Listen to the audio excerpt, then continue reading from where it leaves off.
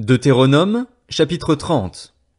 Lorsque toutes ces choses t'arriveront, la bénédiction et la malédiction que je mets devant toi, si tu les prends à cœur au milieu de toutes les nations chez lesquelles l'Éternel, ton Dieu, t'aura chassé, si tu reviens à l'Éternel, ton Dieu, et si tu lui obéis de tout ton cœur et de toute ton âme, ainsi que tes enfants, en te conformant à tout ce que je te prescris aujourd'hui, alors l'Éternel, ton Dieu, ramènera tes déportés et aura compassion de toi. Il te rassemblera encore du milieu de tous les peuples parmi lesquels il t'aura lui-même dispersé. Même si tu étais exilé à l'autre extrémité du ciel, l'Éternel, ton Dieu, te rassemblera de là, il ira te chercher jusque-là. L'Éternel, ton Dieu, te ramènera dans le pays que tes ancêtres possédaient et tu le posséderas. Il te fera du bien et te rendra plus nombreux que tes ancêtres. L'Éternel, ton Dieu, circoncira ton cœur et celui de ta descendance, et tu aimeras l'Éternel, ton Dieu, de tout ton cœur et de toute ton âme, afin de vivre. L'Éternel, ton Dieu, fera tomber toutes ces malédictions sur tes ennemis, sur ceux qui t'auront détesté et persécuté. Quant à toi, tu reviendras à l'Éternel, tu lui obéiras et tu mettras en pratique tous les commandements que je te prescris aujourd'hui. L'Éternel, ton Dieu, te comblera de bien en faisant prospérer tout le travail de tes mains, tes enfants, les portées de tes troupeaux et le produit de ton sol. En effet, l'Éternel prendra de nouveau plaisir à ton bonheur, tout comme il prenait plaisir à celui de tes ancêtres, lorsque tu obéiras à l'Éternel, ton Dieu, en respectant ses commandements et ses prescriptions écrits dans ce livre de la loi, lorsque tu reviendras à l'Éternel, ton Dieu, de tout ton cœur et de toute ton âme. Le commandement que je te prescris aujourd'hui n'est certainement pas au-dessus de tes forces ni hors de ta portée. Il n'est pas dans le ciel pour que tu dises « Qui montera pour nous au ciel et ira nous le chercher? Qui nous le fera entendre afin que nous le mettions en pratique ?» Il n'est pas de l'autre côté de la mer pour que tu dises « Qui passera pour nous de l'autre côté de la mer et ira nous le chercher? Qui nous le fera entendre afin que nous le mettions en pratique ?» C'est une parole, au contraire, qui est tout près de toi, dans ta bouche et dans ton cœur, afin que tu la mettes en pratique. Regarde, je mets aujourd'hui devant toi la vie et le bien, ou la mort et le mal. En effet, je te prescris aujourd'hui d'aimer l'Éternel, ton Dieu, de marcher dans ses voies et de respecter ses commandements, ses prescriptions et ses règles afin de vivre et de te multiplier, afin que l'Éternel, ton Dieu, te bénisse dans le pays dont tu vas entrer en possession. Mais si ton cœur se détourne de lui, si tu ne lui obéis pas et si tu te laisses entraîner à te prosterner devant d'autres dieux et à les servir, je vous déclare aujourd'hui que vous périrez. Vous ne vivrez pas longtemps sur le territoire dont vous allez prendre possession une fois le Jourdain passé. J'en prends aujourd'hui à témoin contre vous le ciel et la terre. J'ai mis devant toi la vie et la mort, la bénédiction et la malédiction. Choisis la vie afin de vivre, toi et ta descendance, en aimant l'Éternel, ton Dieu, en lui obéissant et en t'attachant à lui.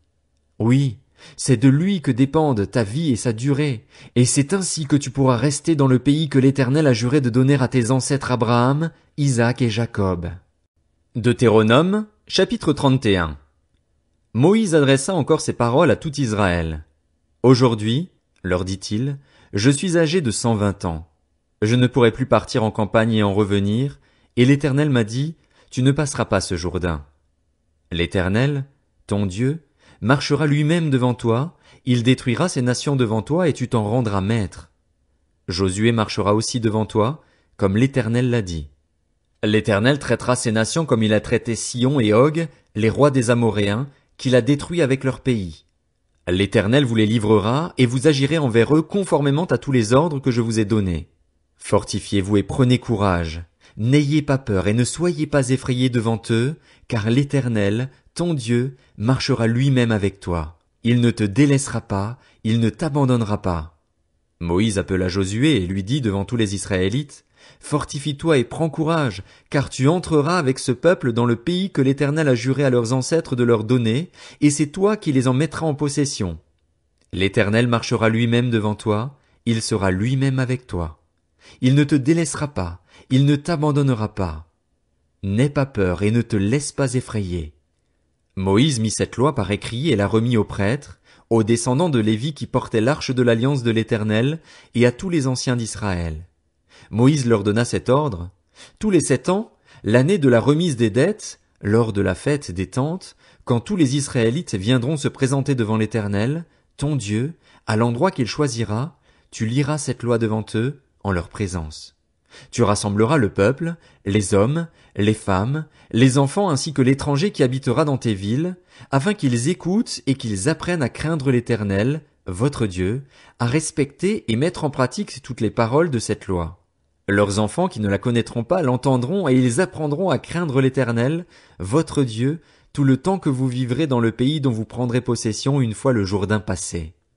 L'Éternel dit à Moïse, voici qu'approche le moment où tu vas mourir. Appelle Josué et présentez-vous dans la tente de la rencontre. Je lui donnerai mes ordres. Moïse et Josué allèrent se présenter dans la tente de la rencontre. L'Éternel apparut dans la tente dans une colonne de nuée, et la colonne de nuée s'arrêta à l'entrée de la tente.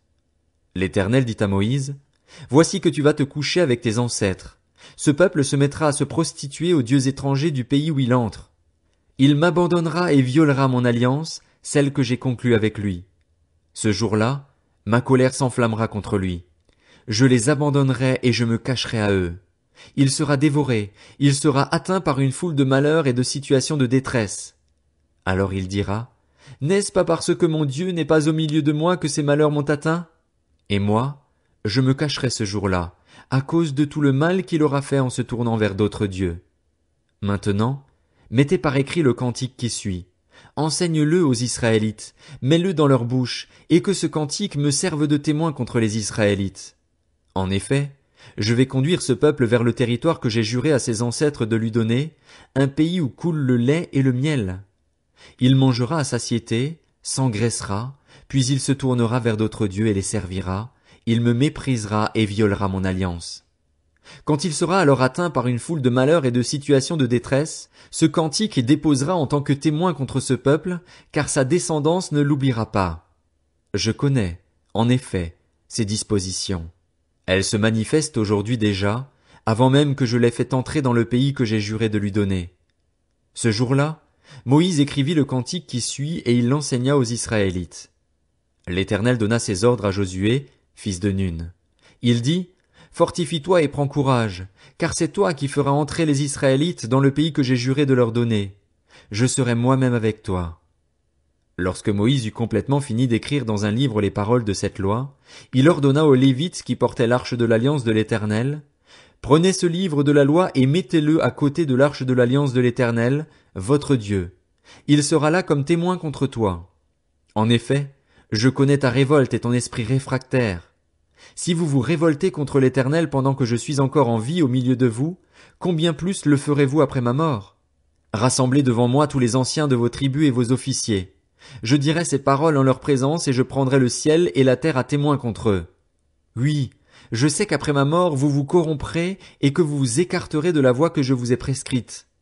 Le malheur finira par vous atteindre quand vous ferez ce qui est mal aux yeux de l'Éternel au point de l'irriter par votre manière d'agir. Moïse fit entendre à toute l'assemblée d'Israël la totalité du cantique qui suit. Deutéronome, chapitre 32. Ciel, prête l'oreille et je parlerai. Terre, écoute les paroles de ma bouche. Que mes instructions se déversent comme la pluie, que ma parole tombe comme la rosée, comme des ondées sur la verdure, comme des gouttes d'eau sur l'herbe. Oui, je proclamerai le nom de l'Éternel. Rendez gloire à notre Dieu, il est le rocher. Ce qu'il accomplit est parfait, car toutes ses voies sont justes. C'est un Dieu fidèle et dépourvu d'injustice, il est juste et droit. S'ils se sont corrompus, ce n'est pas sa faute. La honte en repose sur ses enfants, cette génération fausse et tordue. Est-ce l'Éternel que vous en rendrez responsable, peuple fou et dépourvu de sagesse? N'est-il pas ton père, ton maître? N'est-ce pas lui qui t'a formé et qui t'a établi? Souviens-toi des jours d'autrefois, passe en revue les années, génération par génération. Interroge ton père et il te l'apprendra, tes vieillards et ils te le diront. Quand le Très-Haut a donné un héritage aux nations, quand il a séparé les humains, il a fixé les frontières des peuples d'après le nombre des Israélites. En effet, la part de l'Éternel, c'est son peuple, Jacob est sa part d'héritage. Il l'a trouvé dans une région déserte, dans un chaos rempli d'effroyables hurlements. Il l'a entouré, il a pris soin de lui, il l'a gardé comme la prunelle de son œil. Il s'est montré pareil à l'aigle qui réveille sa couvée, voltige sur ses petits, déploie ses ailes, les prend et les porte sur ses plumes. L'Éternel seul a conduit son peuple, il n'y avait avec lui aucun dieu étranger. Il l'a fait monter sur les hauteurs du pays, et Israël a mangé les produits des champs. Il lui a fait sucer le miel du rocher, l'huile qui sort du rocher le plus dur, le lait caillé des vaches et le lait des brebis, avec la graisse des agneaux, des béliers du basan et des boucs, avec la fleur du blé, et tu as bu le sang du raisin, le vin. Jéshurun est devenu gras et il s'est cabré. Tu es devenu gras, épais, dodu. Il a abandonné Dieu, son Créateur, il a méprisé le rocher de son salut. Ils ont excité sa jalousie par des dieux étrangers, ils l'ont irrité par des pratiques abominables. Ils ont offert des sacrifices à des démons qui ne sont pas dieux, à des dieux qu'ils ne connaissaient pas, des dieux nouveaux, apparus depuis peu et que vos ancêtres n'avaient pas craints. Tu as abandonné le rocher qui t'a donné naissance, tu as oublié le Dieu qui t'a mis au monde. L'Éternel l'a vu et il s'est irrité, indigné contre ses fils et ses filles. Il a dit, « Je me cacherai à eux et je verrai bien quelle sera leur fin, car c'est une génération perverse, ce sont des enfants infidèles. Ils ont provoqué ma jalousie par ce qui n'est pas Dieu, ils m'ont irrité par leurs idoles sans consistance. Et moi, je provoquerai leur jalousie par ce qui n'est pas un peuple, je provoquerai leur irritation par une nation sans intelligence, car le feu de ma colère s'est allumé et il brûlera tout jusqu'au fond du séjour des morts. Il dévorera la terre et ses produits, il embrasera les fondements des montagnes. J'accumulerai les malheurs sur eux, je tirerai toutes mes flèches contre eux. Ils seront desséchés par la faim, consumés par la fièvre et par des maladies violentes. J'enverrai parmi eux la dent des bêtes féroces et le venin des serpents. Dehors leurs enfants mourront par l'épée, et dedans par la terreur. Le jeune homme connaîtra le même sort que la jeune fille, et le nourrisson le même sort que le vieillard. Je voudrais dire, je les emporterai d'un souffle, je ferai disparaître leurs souvenirs parmi les hommes, mais je crains les insultes de l'ennemi, je crains que leurs adversaires n'interprètent mal et ne disent, c'est notre main qui est puissante, ce n'est pas l'Éternel qui a accompli tout cela. C'est une nation qui a perdu tout bon sens et il n'y a pas d'intelligence en eux. S'ils étaient sages, voici ce qu'ils comprendraient, et ils penseraient à ce qui leur arrivera. Comment un seul pourrait-il en poursuivre 1000, et deux en mettre 10 000 en fuite, si leur rocher ne les avait pas vendus, si l'Éternel ne les avait pas livrés? En effet, leur rocher n'est pas comme notre rocher, nos ennemis en sont juges. Mais leur vigne vient des plants de Sodome et du terroir de Gomorrhe. Leurs raisins sont des raisins empoisonnés, leurs grappes sont amères. Leur vin, c'est le venin des serpents, c'est le poison cruel des vipères. Cela n'est-il pas caché près de moi, scellé dans mes trésors? C'est à moi qu'appartient la vengeance, c'est moi qui leur donnerai ce qu'ils méritent quand leur pied trébuchera. En effet, le jour de leur malheur est proche et ce qui les attend ne tardera pas. L'Éternel jugera son peuple, mais il aura pitié de ses serviteurs en voyant que leur force est épuisée et qu'il n'y a plus ni esclaves ni hommes libres. Il dira, où sont leurs dieux, le rocher qui leur servait de refuge, ces dieux qui mangeaient la graisse de leurs sacrifices, qui buvaient le vin de leurs offrandes? Qu'ils se lèvent, qu'ils vous secourent, qu'ils vous couvrent de leur protection. Voyez donc que c'est moi qui suis Dieu et qu'il n'y a pas d'autre Dieu que moi. C'est moi qui fais vivre et mourir, qui blesse et guérit, et personne ne peut délivrer de ma main. En effet, je lève ma main vers le ciel et je dis, je vis éternellement.